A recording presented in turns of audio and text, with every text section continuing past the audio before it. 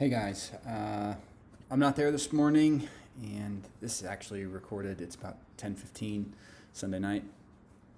One of our girls is down sick, so I'm at home with her today, just kind of hanging out and playing dad. Um, so I'm recording this for you. This is getting a little bit late for me, and so if I'm a little scatterbrained, I apologize. But I've got some material that I need to walk you through, and then something that you can go ahead and get started on in terms of the Genesis 1 and 2 material that you need to be working on. We are processing through the text, Genesis 1 and Genesis 2, and we're thinking about creation and what God is doing and how it works and what is involved, what is being communicated to us, and how it is being communicated to us. And that's what we're going to start in on today. As a means to have that conversation, I think what I want to do is give you a layout that is a layout that you can just take, and this will be the outline that'll work for your paper in order to cover the material that I'm sort of asking you to cover and talk through. So I'm going to post the PowerPoint slides that I have made to serve as a kind of template for major sections and chunks of this particular paper. And I'm going to walk you through those slides verbally right now. And so just follow the ideas, but you'll have the slides there in Schoology. So I guess actually if you want, you go pull those slides up really quickly and you can go through the slides while I talk through the slides, and then we'll all end up being on the same page. And so what I'm going to try and do is just kind of lay out a framework for the ideas that we're going to be covering as we talk through Genesis 1 and 2 over the next few days that we are actually together. When we're not together, as in right now, what I want to do is just give you something so that you don't feel like you're totally lost in this material. So first thing we pay attention to is we look at biblical texts, and the first thing we need to pay attention to as we look at Genesis 1 is what kind of literature are we looking at. The literature of Genesis 1 matters a great deal because we read prose, normal storytelling conventions, quite a bit differently than we would read poetry.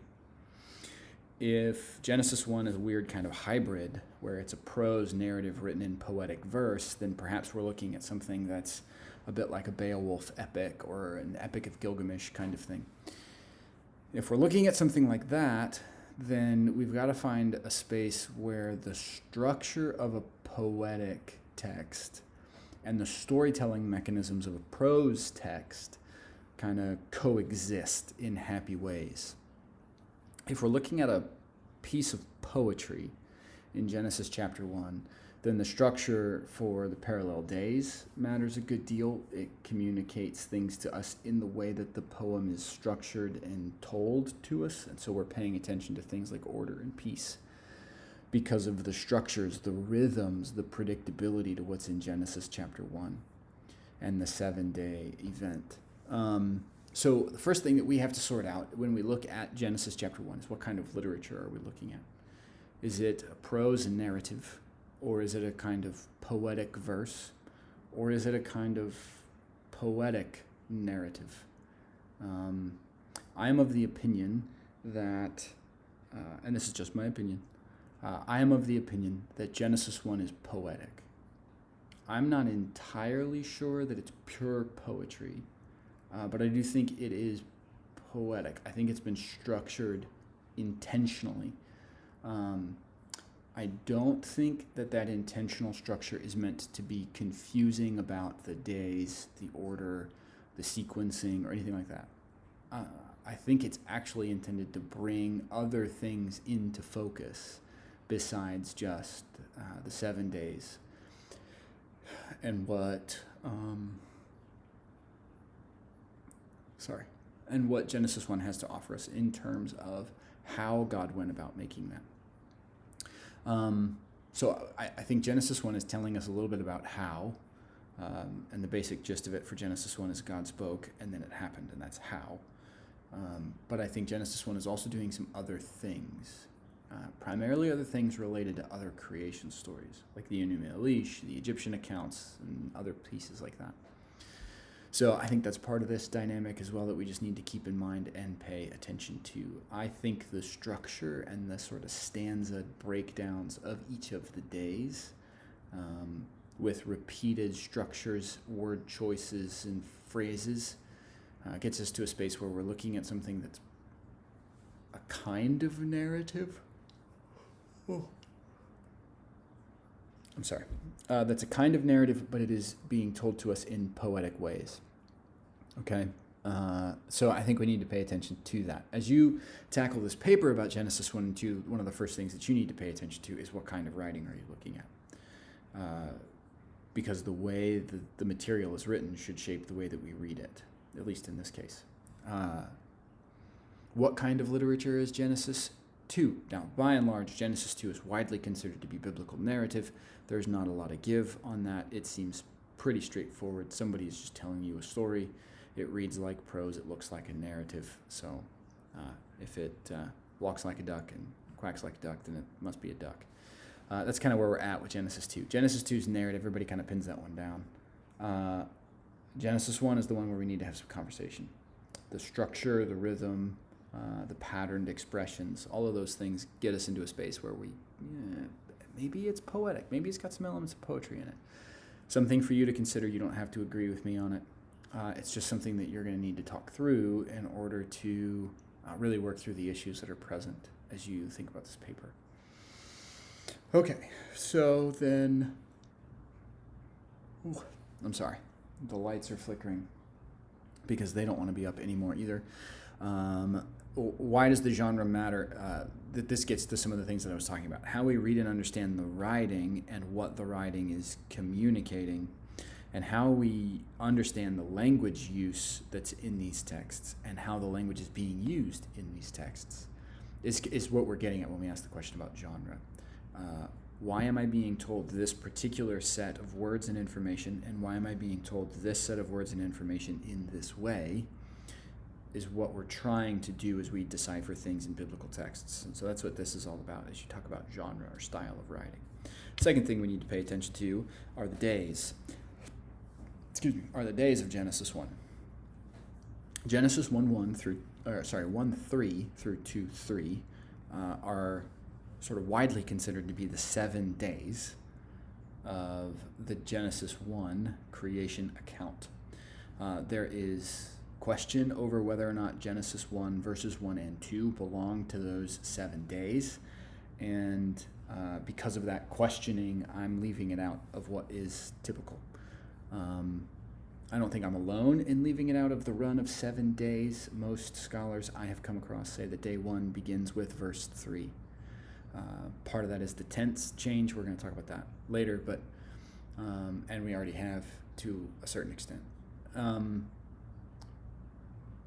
But it gives us the formula. And God said, let there be, and there was, and he saw it, and it was good, and he separated, and he called it, and day, evening, morning, day, whatever. That pattern starts in verse 3, and that pattern is consistent in the consecutive imperfect tense following verse 3. Okay? So what do we do with the days of Genesis 1? How do we understand those days? What's going on with those days? I need you to kind of talk through that. So are they days of 1 earth week? And what seems to indicate that to you from the text? The rhythm, the structure, the lack of break, the lack of mentioning of anything. Okay, great. Let me know. Unpack that for me. Why do you think it's days of an earth week? Could they be long ages? Why?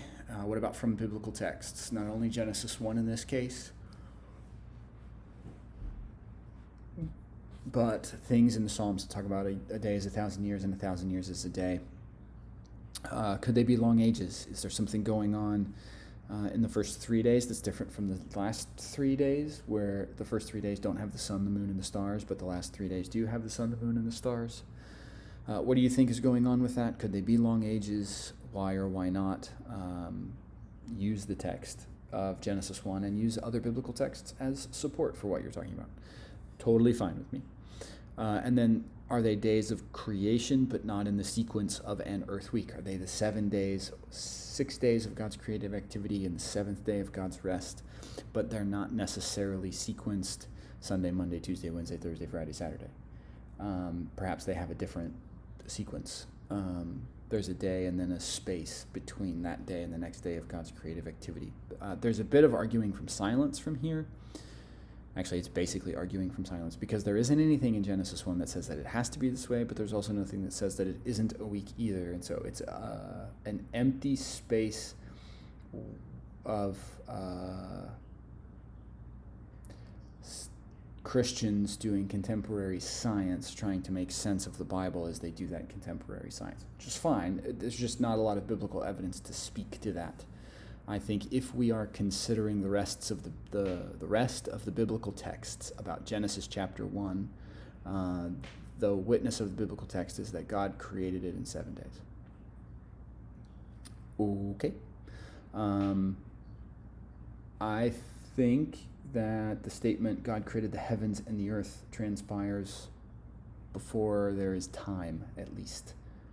It seems to me, based on the tense change, again, we're going to talk about this in a minute, that the first 2 verses happens before verse 3, which means it's before day 1.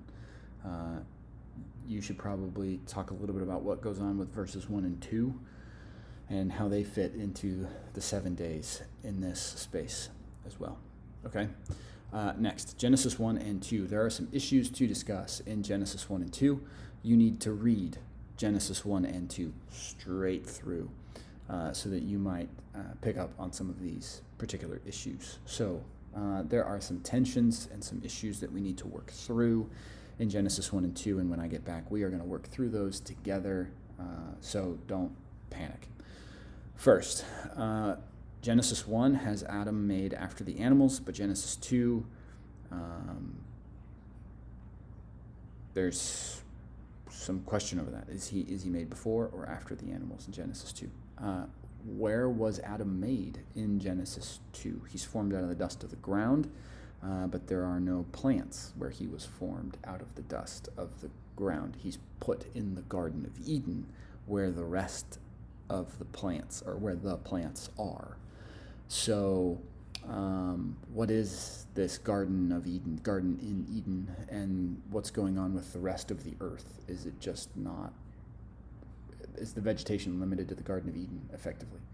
Are there plants there and no plants on the rest of the planet? That's part of what we're trying to figure out. So what's going on in the land of Eden and in the garden specifically, and then what's going on in the rest of the earth where Adam is made from the dust, so to speak. Actually, that's from Genesis 2. So, and then are there disagreements between Genesis 1 and Genesis 2? There are a lot of people who will press these things, like the order of the way things were created. So Adam is made in a space that's just dust, and there are no plants, and there's no springs of water, and there's no animals there. It's just the dust. And then he's taken and placed in the garden. So what's going on there? How do we make sense out of that? Where are the plants and animals when Adam is made? Where are the plants and animals just in general? If the plants and animals are made and they're in Eden, then are they there before Adam is? Well, okay, cool. That lines up with the 7 days of Genesis chapter 1. So we got to work out kind of what's going on with the plants and animals. Are the plants and animals limited to Eden? Is cultivating and taking care of the garden supposed to be the way that Adam and Eve spread the Garden of Eden out and cover the whole earth? Because right now there are questions. If there's dust here and no plants, and there's plants here, then is the vegetation on the earth limited to the Eden space at this point? We got to talk about that connected to Genesis 2. Last, there are some particular tense issues in the text of Genesis 1, and there are some particular tense issues in the text of Genesis 2. So we've talked about this one. Genesis 1, verses 1 and 2 is written in the perfect tense. and Genesis 1 verse 3 and following is written in the consecutive imperfect tense. So the perfect is past completed action, and the consecutive imperfect is a sequence of events that are not complete until the sequence is complete. Genesis 2 verse 8 has tells us that the Lord God planted a garden in Eden, and planted there is in the consecutive imperfect. It's part of the sequence of events that's taking place in the Genesis 2 narrative. So God planted a garden, and God had done some other things. Those past tense actions are written in the consecutive imperfect, but when we get to the creation of Adam, this is in verse 8, and there he put the man whom he had formed. Had formed is in the perfect tense, which means the way that it's structured is that it's not in the same timeline as the planting of the garden and the rest of the narrative of Genesis chapter 2. So what are we to make of that? Are we zooming out of the Genesis 2 narrative? It's sort of fast forwarding. Oh yeah, by the way, there was this garden that God planted before he made Adam. And then he went and he made Adam, and then he put Adam in that garden. And he's the storyteller is sort of bouncing around the timeline a little bit, or what's going on with those tense pieces. We are going to pick that up tomorrow as we talk this through. I know I have said that a lot in this video, but I just wanted to lay this out in front of you. This is the kind of basic breakdown you need to talk about, both for class, but this is also going to be the basic breakdown for your papers. You're going to need to talk about the genre. What kind of writing are you looking at in Genesis 1 and 2? You're going to need to talk about the days. You're going to need to talk about the relationship of Genesis 1 to Genesis 2. And you're going to need to talk about these particular issues around Genesis 1 and 2 and Genesis 3 and following, with the change in tense, and Genesis 2:8 and this idea of some of these questions we asked about the order of whether or not Adam's created first or last, and when and where and all that other stuff. We will pick all of this up, okay? This is your starting point. Use the slides. They're there in Schoology for you. And you guys have the rest of your time today in class to go ahead and get started on this, and or tackle some memory verses, okay? Be good. Be nice. I'll see you on Tuesday.